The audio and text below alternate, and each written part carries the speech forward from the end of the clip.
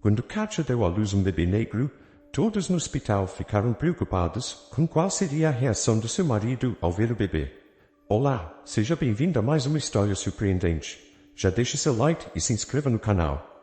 Eu não tenho nada para vestir, amor, exclamou irritada a Kátia, jogando mais um vestido para o lado que há tempos não cabia mais nela. No 7º mês de gravidez, ela cada vez mais se via lutando para encontrar roupas confortáveis, o que estava se tornando uma tarefa difícil. Mas essa era apenas a ponta do iceberg. Muito mais do que isso, o que estava realmente incomodando Kátia era o sentimento de estar presa entre 4 paredes. Casada com Renato há 5 anos, ela sempre havia desfrutado de sua liberdade. Trabalhando como ilustradora freelancer, Kátia fazia seus trabalhos de casa, sem precisar se submeter a chefes ou a horários rígidos de trabalho. Mas com a chegada da gravidez, o ritmo de vida que ela estava acostumada começou a mudar. Kátia sentava cada vez menos para trabalhar e parecia que a inspiração tinha desaparecido. Seus dias passavam praticamente sem propósito, e a sensação de estar estagnada a pressionava cada vez mais. Além disso, Renato começou a chegar tarde do trabalho, deixando sozinha por longas horas. Você está linda, meu amor, respondeu Renato com um leve entusiasmo. Já acostumado com as mudanças de humor de Kátia nos últimos meses de gravidez, não se preocupe, logo você vai poder voltar a usar seus vestidos favoritos. Por enquanto, por que você não veste algo mais esportivo? Vai ser mais confortável para a viagem. Alguns dias atrás, Renato e Kátia haviam tomado uma decisão impulsiva e inesperada de fazer uma viagem longa juntos. Renato já estava há tempos planejando ir para o Rio de Janeiro para reencontrar seus velhos amigos da época da escola, com quem ele raramente se encontrava nos últimos anos. A ideia da viagem surgiu também porque Renato percebeu que Kátia estava ficando deprimida. Ela se tornara mais silenciosa, passando horas em frente ao computador, mergulhada em seus próprios pensamentos. Ele sentia que o isolamento no apartamento e a falta de atividade estavam sugando a energia dela aos poucos. Vamos, Kátia, que tal? Perguntou ele, surpreso ao ver que ela aceitou de imediato.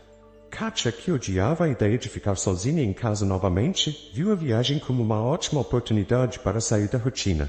Ela não visitava o Rio desde a época da faculdade e pensou que, enquanto Renato estivesse no jogo de futebol com os amigos, ela poderia dar um passeio pelo centro da cidade.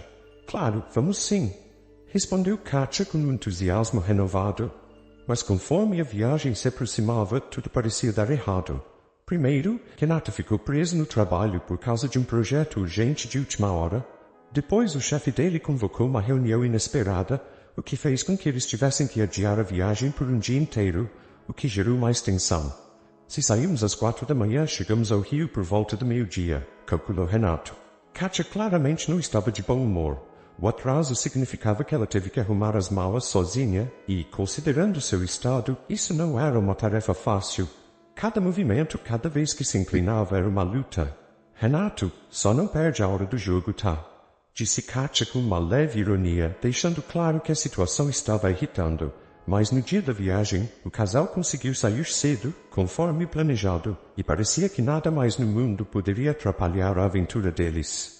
Kátia ria e fazia piadas, enquanto Renato se sentia tão revigorado que era como se eles tivessem voltado aos tempos de faculdade, quando viajavam de carro por várias cidades. Naquela época eles comiam em postos de gasolina e se hospedavam em hotéis baratos, às vezes bem assustadores.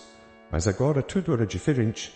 Renato não estava mais dirigindo o carro velho e desgastado de antes, mas sim uma SUV, novinha em folha, que ele havia comprado recentemente direto da concessionária.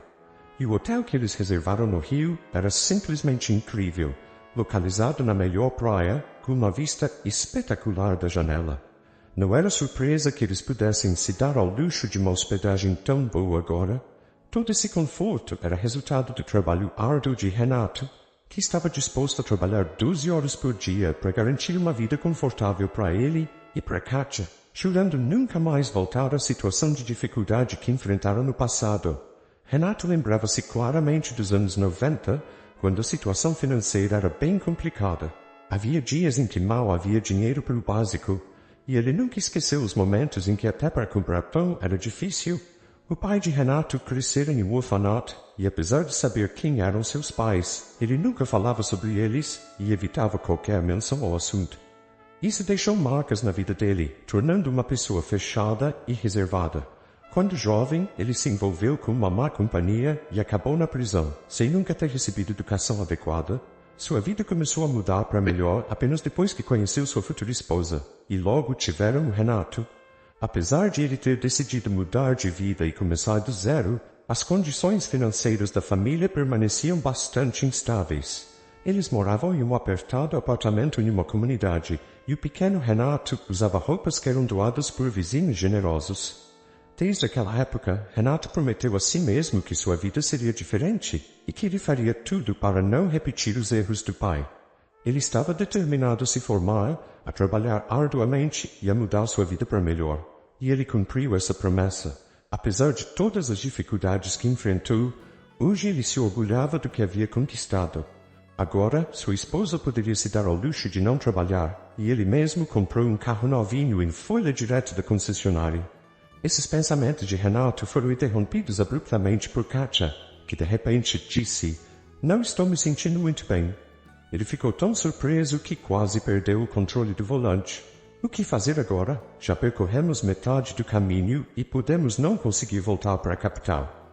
Katia, você está apenas no 7º mês. Como isso é possível? Ele perguntou, preocupado. Renato rapidamente percebeu que entrar em pânico era a pior coisa que poderia fazer naquele momento. Pegou o telefone e ligou para a emergência. Ele precisava de instruções precisas, pois a situação estava se tornando séria. O médico da ambulância recomendou que eles não arriscassem e que fossem imediatamente para o hospital mais próximo, já que poderiam precisar de cuidados urgentes.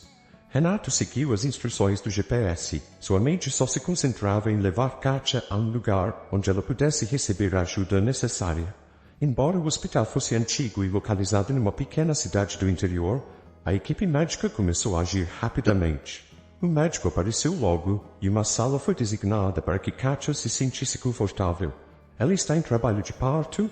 perguntou Renato, ansioso, enquanto esperava no corredor. "Sim, logo você será papai", respondeu a enfermeira com um sorriso acolhedor, enquanto desaparecia atrás da porta. Renato estava tão nervoso que não conseguia ficar parado. Tudo estava fora do planejado.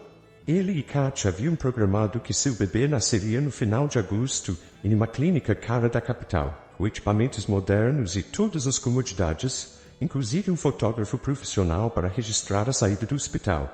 E agora eles se encontravam em uma cidade desconhecida e um hospital antigo, cercados por médicos que não conheciam.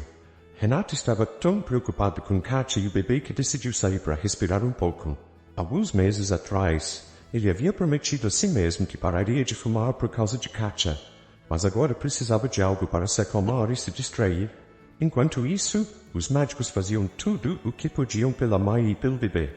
Apesar de o parto ter começado antes do esperado, Katia estava se saindo muito bem e lidava com um processo melhor do que se poderia imaginar. "Você está indo muito bem", disse a parteira, segurando delicadamente o recém-nascido em seus braços. Mas na voz dela já havia um tom de preocupação. O que aconteceu? Katia percebeu que a parteira trocava olhares com a enfermeira, e isso deixou-a apreensiva. As duas pareciam nervosas, como se algo tivesse dado errado. "Está tudo bem", respondeu a parteira tentando sorrir, mas havia um timbre falso em sua voz. Ficou claro que algo a preocupava. De repente, a enfermeira se aproximou de Katia, mostrando o bebê a ela. O pequeno tinha cabelo escuro e pele morena, o que não correspondia às expectativas dos pais. A parteira e a enfermeira ficaram em estado de choque e confusas. Era a primeira vez que lidavam com um caso em que a aparência da criança não correspondia à etnia dos pais. "E o pai, como é?" perguntou a parteira, olhando com desconfiança para a porta fechada. "É claro que ele é branco", respondeu a enfermeira. "Ele está lá no corredor, voltou a fumar. E como vamos explicar isso para ele agora?" A parteira, nervosa, prendeu o cabelo atrás da orelha. "Sinto que vai começar um verdadeiro escândalo. Por que um homem teria que lidar com uma criança que não é dele? E ainda por cima negra, ele provavelmente vai decidir deixá-la, e ela pode não querer ficar sozinha com essa criança. Se eles desistirem dela, teremos que lidar com um conselho tutelar. Assim é a vida. Tentamos ajudar as pessoas, mas acabamos tendo mais problemas. Aceitamos uma paciente de fora, e agora como vamos explicar isso?" A enfermeira sugeriu que a parteira falasse com o marido. A enfermeira rapidamente se dirigiu à chefe do departamento para que ela assumisse a difícil tarefa de contar a Renato sobre o seu recém-nascido filho negro. Diferentemente de suas subordinadas, a chefe do departamento não se perturbou ao ver a criança de pele escura. Para ela era simples. Chame o pai, disse ela com confiança, gerenciando a situação com calma. Quando Renato voltou ao quarto, ainda pálido de emoção, a chefe se aproximou dele com um sorriso gentil. Papai, onde você estava? Seu filho nasceu. Renato estava atordoado. Ele mal podia acreditar que tudo havia acontecido tão rapidamente. Parecia que tinha passado apenas alguns minutos desde que saiu para o ar fresco. A chefe, sem mais delongas, entregou a Renato seu filho, cuidadosamente envolto em um cobertor. O ambiente ficou em silêncio completo. A parteira e a enfermeira observavam atentamente cada movimento de Renato, ansiosos pela reação dele. Ele permaneceu em silêncio, segurando o bebê em seus braços e o olhando atentamente. Nesse momento, uma memória inusitada surgiu em sua mente, uma que ele tentava esquecer ao longo dos anos. Quando tinha cerca de 10 anos, seu pai voltou para casa em um estado de grande depressão, completamente bêbado, algo raro para ele. O pai não falou nada com Renato nem com sua mãe. Passou horas em silêncio na cozinha, até que Renato, superando o medo, decidiu se aproximar dele. Pai, o que aconteceu? Perguntou ele, aproximando-se da mesa. O pai permaneceu em silêncio por um longo tempo, até que inesperadamente começou a falar.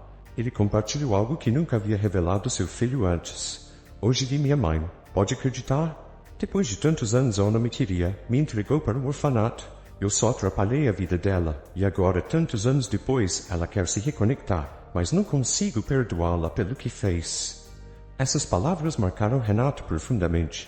Embora ele tentasse não pensar nelas, agora, olhando para seu recém-nascido, essas memórias ganharam um novo significado. Ele respirou fundo, acariciando os pequenos dedos do bebê. Para si mesmo, já havia decidido que nunca repetiria os erros de seus pais. Renato, por um momento, voltou ao seu passado distante, ouvindo atentamente seu pai, que, incapaz de esconder a surpresa, disse: Você sabe, filho, por que ela me abandonou? O pai continuou, olhando fixamente para o copo de pinga. Eu sou filho de um homem negro.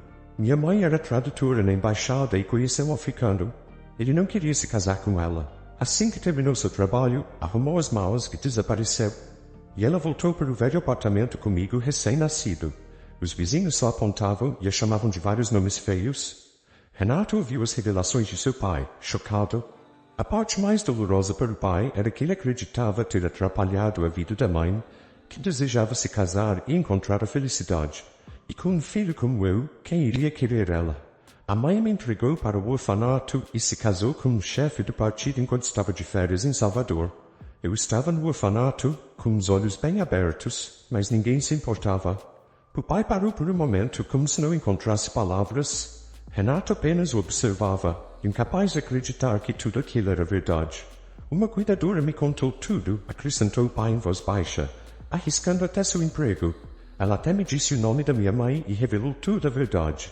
Pensava que talvez minha mãe se lembrasse de mim e voltasse, mas parecia que ela só se deu conta tarde demais. A história que antes parecia uma fantasia, agora se tornava realidade. O pai não estava inventando nada, e agora Renato entendia toda a verdade. Ele olhou para seu bebê, em um momento de tensão no ambiente. Todos os presentes estavam claramente à espera da reação de Renato. Ele rejeitaria o filho? O que diria a Kátia?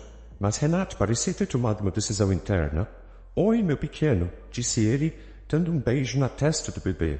Seus olhos brilhavam com lágrimas de alegria que ele tentava não mostrar. A parteira, a enfermeira e a chefe do departamento suspiraram aliviadas. Elas entenderam que Renato não abandonaria seu filho. E essa foi a nossa história de hoje. O que você achou da atitude do Renato? Deixe seu comentário. Aproveite para se inscrever e ativar as notificações. Nos vemos na próxima história.